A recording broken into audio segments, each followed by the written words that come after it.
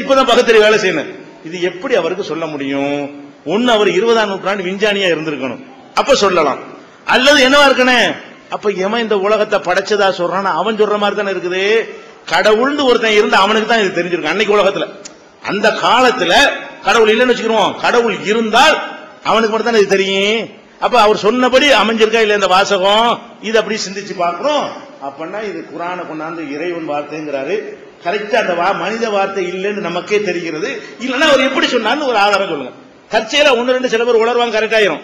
அந்த மாதிரி சில முனிவர்கள்லாம் உளறி இருக்கிறாங்க. அது மாதிரி இதை எடுத்துக்க கூடாது. எல்லாமே எந்த அறிவியலை பற்றி, குழந்தை கருவிலை எப்படி வளர்கிறதை பற்றி பேசும்பொழுது ஸ்கேன் இல்லாத காலத்துல இஸ்லாம் குர்ஆன் பேசின மாதிரி யாரும் பேசினது கிடையாது. அவ்வளவு தெளிவாக ஒவ்வொரு காலகட்டத்திலையும் ஒவ்வொரு 40 நாளைக்கு என்னென்ன மாற்றங்கள்லாம் வருது என்பதை குர்ஆன் பேசுகிறது. அவ்வளவு தெளிவான வார்த்தைகளால் பேசுகிறது. இன்றைக்கு விஞ்ஞானி பேசுவது போல பேசுகிறது. இது எப்படி முகமதுக்கு தெரியும்? அந்த காலத்துல ஆம்பளையும் பொம்பளையும் சேருவதே குழந்தை உண்டாவதுக்குன்னு வழங்காத ஒரு காலம். அந்த மாதிரியான ஒரு காலத்துல என்ன செய்யறது, இதை அவ்வளவு துல்லியமாக குர்ஆன் பேசுகிறது என்று சொன்னால், பூகம்பத்தை பற்றி பேசுகிறது என்று சொன்னால், நிலநடுக்கத்தை பற்றி பேசுகிறது என்று சொன்னால், இந்த சுனாமியை பத்தி கூட பேசுதுங்க. சுனாமி இருக்க, சுனாமின்னா என்ன? சுனாமி அலை வருதுங்கிறோம்ல, சுனாமிங்கிறதுக்கும் சாதாரண அலைக்கும் வித்தியாசம் இருக்குதுங்க. சாதாரண அலை கடலுடைய மேற்பரப்புல வரக்கூடியது. சுனாமிங்கிற அலை மேல ஒண்ணுமே இருக்காது, உள்ளேயும் அலை இருக்கு.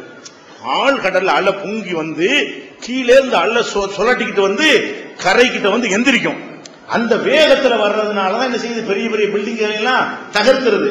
இப்ப குர்ஆன் சொல்லுகிறதுங்க, ஆழ் கடலுக்கு உள்ளேயும் அலைகள் இருக்கு. நீ மேல மட்டும் அலையை பார்த்துட்டு இருக்கிறப்பா, ஆழ் கடலுக்கு உள்ளேயும் அலை இருக்கிறது, அலைக்கு மேல் அலை இருக்கிறது அப்படிங்கிற வாசகத்தை குர்ஆன் சொல்லுதுன்னா, இவர் கடல்ல பிரயாணம் செய்யாத ஒரு முகமது, கப்பல்ல ஏறாத ஒரு முகமது நபி, அவர் கடல் பக்கத்துல இருந்தார். அவர் பக்கத்து ஊர்ல கடல் இருந்தது, ஆனால் அவர் கடல்ல போகாதவர், கப்பல்ல போகாதவர். அப்படி கப்பல்ல போனா கூட ஆழ் கடல்ல உள்ளதெல்லாம் அவர் அறிந்து கொள்ள இயலுமா? அதுக்கான கருவிகள்லாம் இருந்துச்சா? இல்ல. அப்ப அதை வச்சு பார்க்கும் பொழுது ஆழ் கடலுக்கு உள்ள அலை இருந்து கொண்டிருக்கிறது. அந்த அலை சீறி எழுவதுதான் இன்னைக்கு சுனாமின்னு கண்டுபிடிச்சிருக்காங்க. சுனாமி வந்த பிறகு இது எப்படி அன்னைக்கு அவர் சொல்ல முடிஞ்ச அவரால? அதே மாதிரி ஆழ் கடலுக்கு உள்ள இந்த ஒளிகள் இருக்கு பாத்தீங்களா, சூரியன்ல இருந்து வரக்கூடிய கதிர்கள், பல நிறங்கள்ல அந்த கதிர்கள் வரும். ஒரு இருட்டுங்கிற உதாரணம் இருக்கு பாருங்களேன். இப்ப லைட் எல்லாம் அமைச்சிட்டா இருட்டுமீங்க, அமாவாசை இருட்டுமீங்க, இதான் இருட்டு. இருட்டுக்கெல்லாம் பெரிய இருட்டு என்னன்னு கேட்டா, ஆழ் கடலுக்கு உள்ள அலையில தான் பெரும் இருட்டு இருக்குன்னு குர்ஆன்ல ஒரு வசனம் இருக்குது. இது ஒரு விஞ்ஞானி ஆராய்ச்சி பண்றான். என்ன ஆராய்ச்சி பண்றான்? இந்த ஒளியுடைய சூரியன்ல இருந்து வர்ற வெளிச்சம் இருக்குல்ல, அந்த வெளிச்சம் பல கலர்ல வரும். சிவப்பு கலரு, ஊதா கலரு, மஞ்சள் கலரு, ஆரஞ்சு கலரு, லைட் ஊதா கலரு அப்படிங்கிற மாதிரியான அல்ட்ரா வயலட், இன்ஃப்ராரெட், இப்படியான பல பெயர்கள்ல என்ன செய்யுது, அதுல இருந்து கதிர்கள்லாம் வருகிறது. இந்த கதிர்களை பார்க்கும் பொழுது ஒரு குறிப்பிட்ட தூரம் வரைக்கும் தான் சிவப்பு கலர் போகுது தண்ணிக்குள்ள. இன்னும் கொஞ்சம் கீழே போனா ஒரு கலர் குறையும், இன்னும் கொஞ்சம் கீழே போனா ஒரு கலர் குறையும். சூரியன்ல இருந்து வரக்கூடிய எல்லா கலரும் ஒரு குறிப்பிட்ட தூரத்துக்கு கீழே 5 கிலோமீட்டருக்கு மேல போனீங்க என்று சொன்னா அறவே அதுக்கு நிகரான ஒரு இருட்டு கிடையாது. எந்த வெளிச்சத்தையும் தடுத்தரக்கூடியது ஆழ்கடலுக்குள்ளதான் இருக்குது அப்படின்னு கண்டுபிடிச்சு இந்த வசனத்தை படித்துட்டு அந்த விஞ்ஞானி முஸ்லீம் ஆகுறாரு. இவ்வளவு அழகா இப்படி குர்ஆன் சொல்லுதுன்னு சொல்லிட்டு. அதே மாதிரி நீங்க இந்த கடல்கள் எடுத்து பாத்தீங்கன்னு சொன்னா, கடல்கள்ல பலவிதமான இதெல்லாம் குர்ஆன்ல இருக்கு. நான் சொல்லக்கூடியதெல்லாம் குர்ஆனை திறந்த உடனே உங்களுக்கு நான் போட்டிருப்பேன், குர்ஆன் இறை வேதம் என்பதற்கான சான்றுகள் அப்படின்னு நம்பரா போட்டிருப்போம். அந்த நம்பரை நீங்க எடுத்து பாத்தீங்கன்னா இந்த டீடைல்லாம் நம்ம கொடுத்துருக்கோம். உங்களுக்கு தந்திருக்கிற குர்ஆன் தமிழாக்கத்துல ஃபுல் விவரம் இருக்கிறது. உதாரணமா கடல் இருக்குன்னு பாருங்களேன், செங்கடல், கருங்கடல் மாதிரி பல கடல்கள் இருக்கிறது. இந்த கடல்களுக்கு எல்லாம் தடுப்பா கட்டி வச்சிருக்கான். இது வரைக்கும் ஒரு கடல் செவத்தை போட்டுவிட்டு அந்தாண்ட ஒரு கடல், இந்த ஆண்டு அப்படியே வச்சிருக்கான். எல்லா கடலும் ஒன்னா தான் இருக்குது. இவனா பிரிச்சுக்கிட்டானே தவிர 3 கடல் ஒன்னா சங்கமமாவது கன்னியாகுமரியில போய் பாத்தீங்கன்னா திரிவேணி சங்கமம்ங்கிறான்ல, 3 கடல் ஒன்னா சேர்ந்திருக்கு, முக்கூடல் சொல்றான். அப்ப அந்த மாதிரியான கடல்களுக்கு மத்தியில் எந்த விதமான தடுப்பும் கிடையாது. விஞ்ஞானிகள் ஆராய்ச்சி பண்றான், இது ஒரு கடல், இது ஒரு கடல் வச்சுக்கிறங்க. இந்த கடலையும் அந்த கடல் தண்ணி ஆராய்ச்சி பண்றான். எப்படி பண்றான்? இதுல உள்ள உப்பு எவ்வளவு, அதுல உள்ள உப்பு எவ்வளவு, இதுல உள்ள அடர்த்தி எவ்வளவு, அதுல உள்ள அடர்த்தி எவ்வளவு, இதுல உள்ள ஆக்சிஜன் எவ்வளவு, அதுல உள்ள ஆக்சிஜன் எவ்வளவுன்னு சொல்லிட்டு இந்த 2 தண்ணியை ஆராய்ச்சி பண்ணான்னு சொன்னா 2 தண்ணிக்கு வித்தியாசம் இருக்குது. ஒட்டிக்கிட்டு தான் இருக்கிறது. இந்த கடல்னு பேர் வச்சுக்கிறாங்க. இந்த கடல்ல பாத்தீங்கன்னா இதனுடைய நிறம், எடை, உப்பு எல்லாம் வேறையா இருக்கு. இதனுடைய எடை, நிறம் எல்லாம் என்ன இருக்கு, வேறையா இருக்கிறது. இதை வச்சு பார்த்துட்டு குர்ஆனை படிக்கிறான். அந்த கடலை ஆராய்ச்சி செய்யக்கூடிய விஞ்ஞானி படிக்கிறான். அதுல குர்ஆன்ல ஒரு வசனம் இருக்கிறது, மரஜல் பஹ்ரைன் யல்தகியான் பைனஹுமா பர்ஸஹுன் லா யப்கியான்.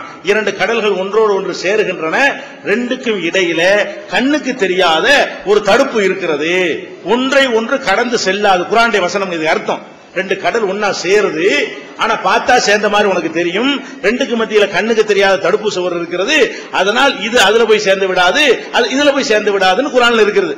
இது இப்பதான் கண்டுபிடிச்சு சொல்றான். இது எப்படி முகமதுக்கு தெரியும்? அப்ப பகுத்தறிவை நம்ம எப்படி யூஸ் பண்ணணும்னு கேட்டா, இது மனுஷன் சொல்ல முடியாத ஒரு நிலை. இதுக்கு ஆன்சர் நம்ம எப்படி பண்றது? இது எப்படி அவர் சொன்னார் சொல்ல இயலும்? அன்றைக்கு உள்ள அறிவை வைத்துக் கொண்டு ரெண்டு கடல்களை ஆராய்ச்சி பண்ணி இவ்வளவையும் பண்ணி சொல்றதா இருந்தா மனுஷனுக்கு முடியாது. அவ மனிதனை படைத்த இறைவன் தான் அதை சொல்லி இருக்கிறான் என்பதற்கு குர்ஆன் எங்கள் கையில் இருக்கிற ஒரு ஆதாரமாக அற்புதமாக இருக்கிறது என்ற காரணத்தினாலே நாங்க நம்புறோம். இன்னும் தெளிவாக சொல்வதாக இதுல விஞ்ஞான விஷயங்கள், விஞ்ஞானம் இல்லாத நடைமுறையாக சில விஷயங்களோட உங்களுக்கு சொல்லலாம். நடைமுறை விஷயம் என்ன? இப்ப தேன் இருக்குல்ல, தேனீக்கள் மூலமாக உற்பத்தி ஆகிற தேன் இருக்கு பாத்தீங்களா?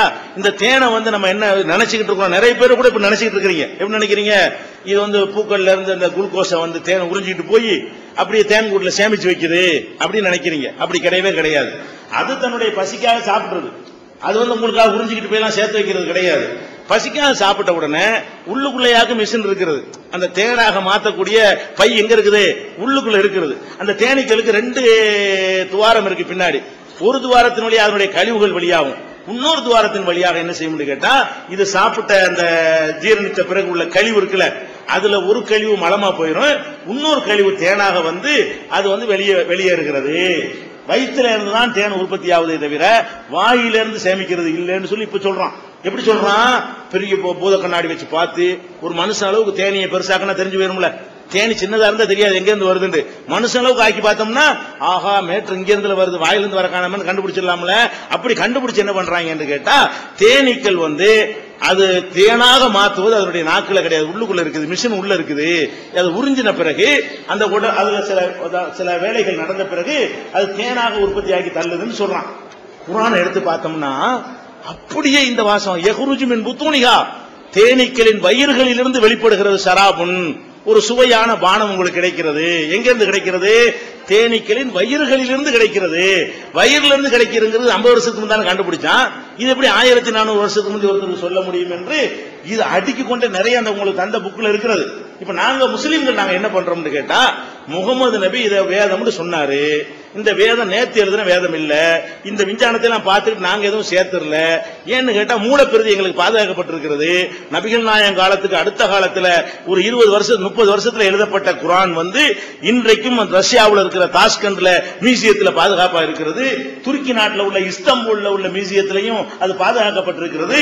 இந்த குர்ஆனை அந்த குர்ஆனை எடுத்தா ஒரே மாதிரி தான் இருக்கிறது. எழுத்து வடிவங்களில் சில மாற்றங்கள் இருக்கும், ஆனா அதே விஷயங்கள் தான் இருக்கிறது. யாரும் புதுசா சேர்க்கல. நாங்க தேனியெல்லாம் பார்த்துட்டு போன மாசம் சேர்த்ததா இது இல்ல, நாங்க பூமி சுத்துறதெல்லாம் பார்த்துட்டு நாங்களா சேர்த்த வசனம் அதுல இருக்கு, ஆனா கிடையாது. மூலப்பிரதி இன்னைக்கு அரசாங்கத்தை ரஷ்யாவுடைய கம்யூனிஸ்ட் இரும்பு கோட்டை போட்ட ரஷ்யாவுல இறைவன் பாதுகாக்கிறான். முஸ்லீம் நாட்டில் பாதுகாத்த கூட பொய்யின்றுவாங்க. ரஷ்யாங்கிறது என்னது? கடவுளை இல்லைன்னு சொல்லக்கூடிய இரும்பு திரை போட்ட நாட்டுக்குள்ள கொண்டு போய் அங்க உள்ள தாஷ்கண்ட்ல இருக்கக்கூடிய தாஷ்கண்ட் ஒரு ஊர் இருக்கு பாருங்க, நம்ம லால் பகதூர் சாஸ்திரி அவங்களும் போய் ஒப்பந்தம் பண்ணாங்களா அந்த அந்த அந்த நகரம் தாஷ்கண்ட் நகரத்தில் உள்ள ஒரு மியூசியத்தில் அந்த மூலப்பிரதி குர்ஆனுடைய மூலப்பிரதி கம்யூனிஸ்ட் அரசாங்கத்தால் பாதுகாக்கப்பட்ட அந்த மூலப்பிரதியில என்ன இருக்குது அதான் உங்க கையில் இருக்கிற குர்ஆன்ல இருக்குது. அப்ப எப்படி இதை 1400 வருஷம் ஒருத்தர் சொல்ல முடியும் அப்படின்னு நாங்கள் நினைத்து பார்க்கும் பொழுது இது மனித சொல்லு இல்லை. மனித சொல்லு இல்லை என்றால் இப்ப யாருடைய சொல்? இது மனிதன் இப்படி சொல்ல முடியாது. அன்றைக்கு வாழ்ந்த ஒரு மனிதனால் இப்படி தெளிவாக ஒரு சந்தேகத்துக்கு இடமில்லாம தெல்ல தெளிவான வார்த்தைகளை பயன்படுத்தி இந்த அறிவியல் உண்மையை சொல்வதாக இருந்தால் கடவுளை தவிர அன்றைக்கு யாரும் சொல்ல முடியாது. இன்னைக்கு வேண்டாம் எனக்கும் தெரியும் உனக்கும் தெரியும் சொல்லிக்கலாம். அறிவியல் கருவிகள் வந்த பிறகு 1400 வருஷத்துக்கு முந்தைய யாராலும் சொல்லியிருக்க இயலுமான்னு நாங்க நினைத்து பார்க்கிறோம். அப்ப கண்டிப்பா அது கடவுள் வார்த்தை தான்.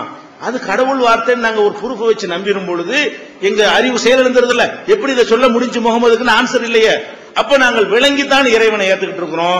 அதே நேரத்தில் மற்ற மதங்கள்ல சொல்ற மாதிரி இறைவனுக்கு புரோக்கர், இறைவனுக்கு காணிக்க கொடுக்கிறது, கடவுளை சொல்லி ஏமாத்துறது, கடவுளுக்கு ஒரு மாதிரியான வடிவம் அதெல்லாம் எங்களுக்கு தடுக்கப்பட்டிருக்கிறது. நீங்க பயப்பட தேவையே இல்லை.